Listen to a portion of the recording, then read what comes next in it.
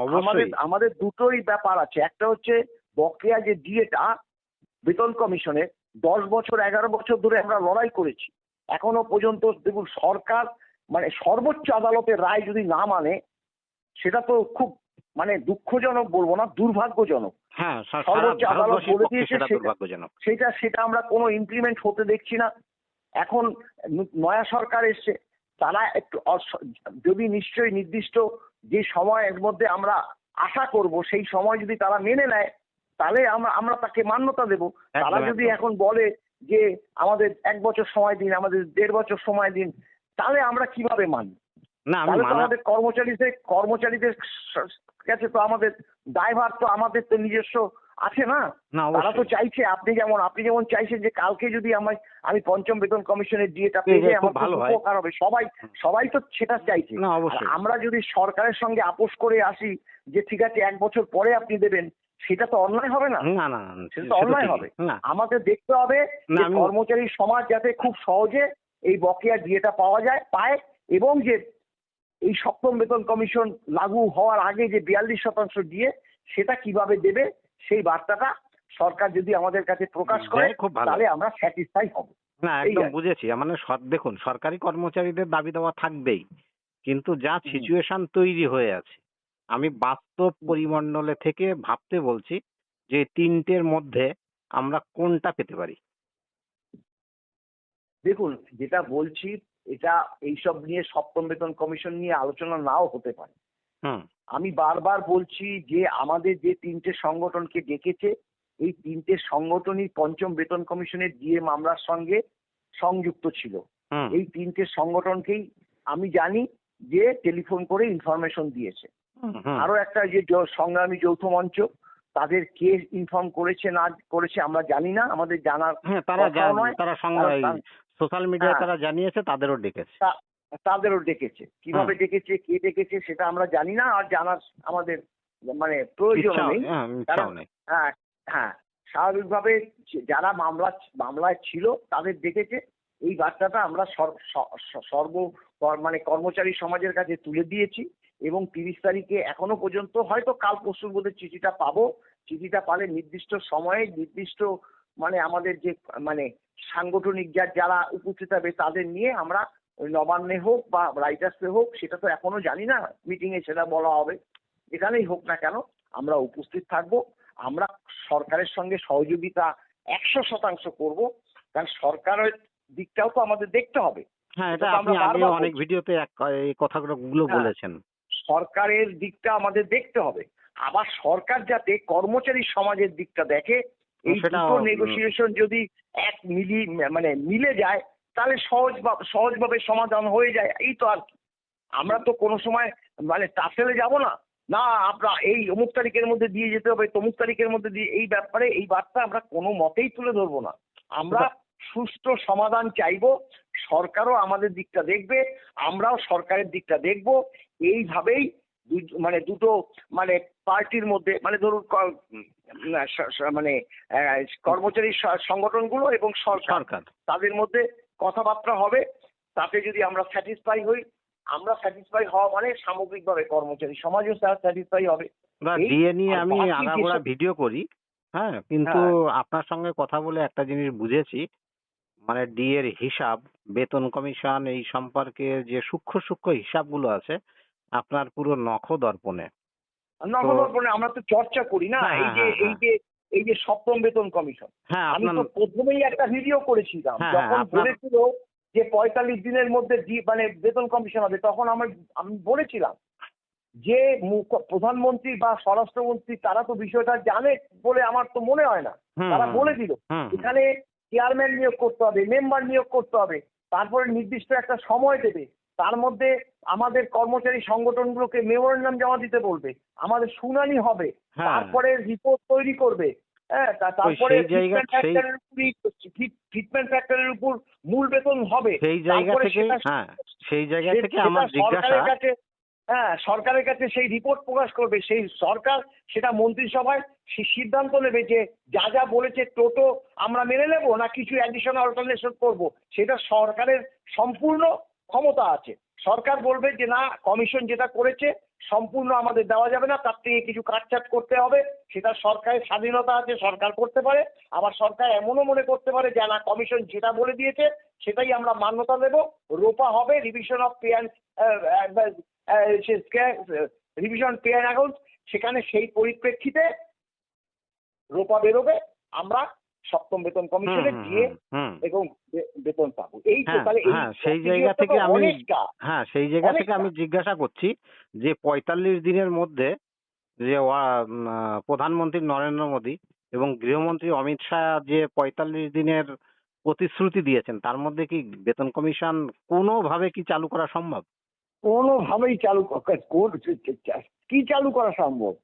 তার chairman member করে এবং একটা নির্দিষ্ট সময়, যে 6 মাসের মধ্যে কমিশন রিপোর্ট দেবে, কি 1 বছরের মধ্যে কমিশন রিপোর্ট দেবে, এইটা ৪৫ দিনের মধ্যে অবশ্যই হয়। সেই ব্যাপারে একটা নোটিফিকেশন জারি করে দেবে। কিন্তু এক্ষেত্রে যদি সেন্ট্রালের সপ্তম বেতন কমিশনকে কপি করে দেয়, তাহলে কি কোনো অসুবিধা হয়? সেন্ট্রালের অষ্টম বেতন কমিশন তো সেটা সপ্তম, মানে সেটা কিন্তু অলরেডি বসে গেছে। না, সেন্ট্রালের সপ্তম কমিশন বলছি, সেটাকে যদি কপি করে দেয় সেক্ষেত্রে কি ৪৫ দিনের মধ্যে চালু করা যায়?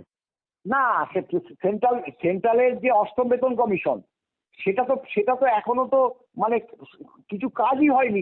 না, ওটা হয়নি, আমি সপ্তমের কথা বলছি। সপ্তম আর অষ্টম তো একই, আপনি এইটা বুঝছেন না কেন? আমাদের যেটা সপ্তম, সেন্ট্রাল গভর্নমেন্টের সেটা অষ্টম, আমাদের এখন ষষ্ঠ চলছে, সেটা সেন্ট্রাল গভর্নমেন্টের এখন সপ্তম চলছে, একই। তাহলে অষ্টম বেতন কমিশনের যে বেতন সেন্ট্রাল গভর্নমেন্ট করবে সেটাই আমাদের সপ্তম বেতন কমিশনের বেতন হবে। আপনি দেখুন, আজকে সপ্তম বেতন কমিশনের যে বেতন সেন্ট্রাল গভর্নমেন্টের 18,000 টাকা, আমাদের ষষ্ঠ বেতন কমিশনের সেই বেতন হচ্ছে 17,000 টাকা। 1,000 টাকা কম কেন? 1,000 টাকা কম এই কারণে, আমাদের যে 1 নম্বর স্কেলের কোয়ালিফিকেশন 8 পাস, আর সেন্ট্রাল গভর্নমেন্টের 1 নম্বর বেতনের কোয়ালিফিকেশন হচ্ছে ম্যাট্রিকুলেশন। তাই ওদের 1,000 টাকা বেশি, আর কিছুই না। কিন্তু ওই একই 2.56 গুণিতক ওদের বেতন বৃদ্ধি হয়েছে, আমাদেরও তাই হয়েছে। দাদা, সপ্তম হোক আর অষ্টম হোক, বর্তমানে যা বাজার মূল্য, উপরন্তু আমরা সপ্তম বেতন কমিশনের 42% ডিএ পাইনি। এই সমস্ত কথা মাথায় রেখে রাজ্য সরকার যে বেতন কমিশন চালু করতে চাইছে, অর্থনৈতিক দৃষ্টিকোণ থেকে তার ফিটমেন্ট ফ্যাক্টর কত হওয়া উচিত? ফিটমেন্ট ফ্যাক্টর দেখুন, গতবার 2.57 হয়েছিল। 2.57 অর্থাৎ আপনার যে বেসিকটা যেখানে শেষ হলো আর কি, ধরুন আপনার বেসিক 1,000 টাকা, ঠিক আছে? 1,000 টাকা হলে 2.57 গুণিতক যা হবে মানে 2,570 টাকার মতো হবে, ওইটা আপনার বেতন হবে। ফিটমেন্ট ফ্যাক্টর যদি গতবারেরটা রাখে, এবার বাড়তে পারে আবার কমতে পারে, সেটা আমার পক্ষে বলা সম্ভব না। কারণ সেটা হয়, এই ফিটমেন্ট ফ্যাক্টরটা হয় কর্মচারীদের সেই সময় 10 বছর খাদ্য, বস্ত্র, বাসস্থান, শিক্ষা, স্বাস্থ্য এবং একটা সরকারি কর্মচারী এই যে 10 বছরে যে একটা সঞ্চয় করবে, সেই সঞ্চয় এগুলো কতটা হতে পারে সেই ক্যালকুলেশনটা করবে এই 10 বছরের যে মূল্য সূচক, সেই মূল্য সূচক ধরে। এটার জন্যই পে কমিশনের দরকার হয়। হ্যাঁ, এর জন্য কি কোনো ইন্ডেক্স আছে? পে কমিশনের দরকার হয় এই যে একটা পরিবার, সরকারি কর্মচারীদের পরিবার, এই যে তারা যে 10 বছর ধরে যে বেতনটা হবে, সেই বেতনটা দিয়ে যাতে 10 বছর চালাতে পারে, এইটাই ফিটমেন্ট ফ্যাক্টরের মাধ্যমে গণ্য হবে। এই ফিটমেন্ট ফ্যাক্টরটা আবার কিসের উপর ভিত্তি করে? ওই যে বললাম খাদ্য, বস্ত্র, আপনি কত ক্যালোরি খাদ্য খান, আপনি বাসস্থানটা কিরকম থাকবে একটা গ্রুপ ডি বা একটা হায়ার অফিসিয়ালে, সেটা, তারপরে আপনার শিক্ষা, আপনার ছেলে মেয়েদের যে শিক্ষা দেবেন তাতে কত টাকা খরচা হতে পারে, স্বাস্থ্য মানে হেলথ স্কিম থাকা ছাড়াও একটা সরকারি কর্মচারীদের অন্যান্য স্বাস্থ্যের তো অনেক ব্যাপার আছে না? এগুলো মাপকাঠি, এইসব মাপকাঠি করে ফিটমেন্ট ফ্যাক্টর হয়। মানে এগুলো মাপকাঠি। দেখুন, আমাদের পক্ষে বলা এই না, হ্যাঁ। এগুলো মাপকাঠি আপনাদের পক্ষে বলা সম্ভব না, কিন্তু আইডিয়া করাটা যেতে পারে। যেহেতু হুম। ষষ্ঠতে 2.57 হয়েছে, হ্যাঁ, হ্যাঁ। তো সেই হুম। অনুযায়ী সপ্তম যদি চালু হয় 2.57 থেকে কম হতে পারে না বেশি হতে পারে? হ্যাঁ, কমও হতে পারে, বেশিও হতে পারে। কারণ ব্যাপারটা কেন দেখুন, যেটা হচ্ছে গতবার যে আমরা যে ডিএ মামলা করেছিলাম 10 বছরের টোটাল ডিএটা ছিল 125% হুম হুম কিন্তু এবার 10 বছরের ডিএ হয়েছে 60। 60%। হুম তাহলে কতটা কম দেখুন। কেন হয়েছে? সেটা তো হয়েছে এই অল ইন্ডিয়া কনজিউমার প্রাইস ইন্ডেক্সটা অনুযায়ী। মুদ্রাস্ফীতি এবং মুদ্রাস্ফীতির কারণে কম বেশি হয়ে থাকে। হুম সেটা মুদ্রাস্ফীতি কতটা হবে, কতটা কমবে, কতটা বাড়বে সেটা আগ বাড়িয়ে বলা যায় না। সেটা একদম সম্পূর্ণ নির্ভর করে দেশের যে মূল্যসূচক তার উপরে। এখন গতবার একটা মানে দেখা গেছে যে সরকারি কর্মচারীদের 14% বেতন বৃদ্ধি হয়েছিল। এইবার 14 জায়গায় যদি ডবল হয় 28 হয়, তাহলে 1000 টাকা হলে তার 28%, হ্যাঁ, মানে 280 টাকা এইটা বাড়বে। এইভাবে মানে 2800 টাকা এইভাবে মানে বেতন সংশোধন হয়ে থাকে। সেক্ষেত্রে বেতন কমিশন দরকার এই কারণে যে মূল বেতনটা কত হবে সেইটার পুরো দায়িত্ব থাকে এই কমিশনের উপর, নির্ভর করে। কমিশনের চেয়ারম্যান এবং মেম্বারদের উপর। নির্ভর তারা করে। এটা সারা দেশের মূল্য সূচকটা দেখে ঠিক করে ঠিক আছে, ঠিকঠাক ঠিক কত হবে। ঠিক আছে এই, দাদা। ঠিক দাদা, আছে। নতুন নতুন সরকার আপনি দেখেছেন, হুম, হ্যাঁ। নতুন সরকারের যে অ্যাপ্রোচ, সেখান থেকে কর্মচারীদের অর্থ, সেই সঙ্গে কি তাদের সম্মানও ফিরিয়ে দিতে চাইছে?